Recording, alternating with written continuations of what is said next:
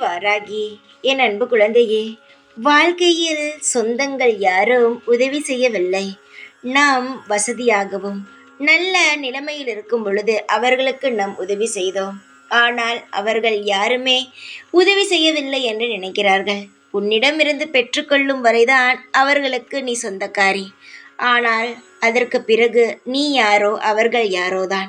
வாங்கிக் கொள்ளும் வரைதான் தெய்வமே, அது உனக்கு தெரியுமா? அந்த தெய்வமே சற்று அவர்களிடமிருந்து ஏதாவது ஒன்றை எடுத்துக்கொண்டால் தெய்வமா இது என்று சொல்லும் காலம்தான் இது. நல்லது செய்தால் தெய்வம் அதுவே கண்டு கொள்ளவில்லை, இப்பொழுது நேரம் சரிவில்லை என்று ஏதாவது ஒரு முடிவெடுத்து செய்தால் அது தெய்வமா அது என்று கேட்கிறார்கள். தெய்வத்திற்கே இந்த நிலைமை, உனக்கென்ன? மற்றவர்கள் செய்து விடுவார்களா? தங்கமே, உறவினர்கள் செய்வார்கள் என்று ஒரு பொழுதும் நீ நினைக்கக்கூடாது. ஏனென்றால் நீ நன்றாக இருக்கக்கூடாது என்று நினைக்கும் உறவினர்கள் தான் இங்கு அதிகம்.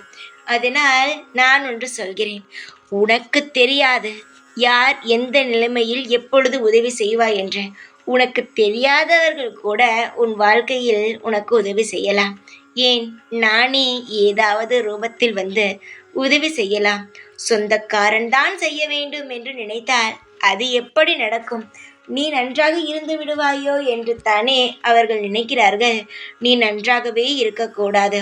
எப்பொழுதுமே அவர்களுக்கு கீழ் நீ உன் வாழ்க்கையை நடத்த வேண்டும், இப்படி நினைக்கிறார்கள். இப்படி இருப்பவர்கள் உனக்கு எக்காலமும் உதவி செய்ய மாட்டார்கள். அதனால் சொந்தக்காரர்களிடம் உதவி கேட்பது, அவர்களுக்கு நான் செய்தேன், எனக்கு அவர்கள் செய்வார்கள் என்று சொல்வது, இதெல்லாம் தேவையில்லாதது என்று தான் நான் சொல்வேன். தங்கமே, யாரையும் நினைத்து கவலைப்படாதே. நாம் செய்தோம், அவர்கள் செய்யவில்லையே, இப்படியெல்லாம் நினைக்காதே. உன்னுடைய கடமையை செய்தாய், அவர்களுடைய கடமையை அவர்கள் செய்யவில்லை என்றால் மேலிருப்பவன் பார்த்து கொள்வான். அது ஏதோ ஒரு ரூபத்தில் எனக்காக அந்த இறைவன் வந்து நிச்சயமாக உதவி செய்வான் என்று நம்பு. இந்த வாராகி இருக்கிறேன், உனக்கு நிழலாக முன்னும் பின்னும் தொடர்ந்து வர. இங்கு நான் இருக்கும் பொழுது உனக்கு தனியாளாக எதுவுமே தேவையில்லை என்று தான் நான் சொல்வேன். அதையும் தாண்டி எனக்கு உறவினர்கள் தான் வேண்டுமென்றால் இதற்கு பிறகு சொல்ல என்னிடமும் வார்த்தைகள் அல்ல. ஏனென்றால் அனைத்து விஷயங்களையும் படிப்படியாக சொல்லிக்கொண்டு இருக்கிறேன். ஆனால் உன் மனதில் ஏன் என் உறவினர்கள் என்னிடம் மட்டும் பேசவில்லை என்று இருக்கிறார்கள்.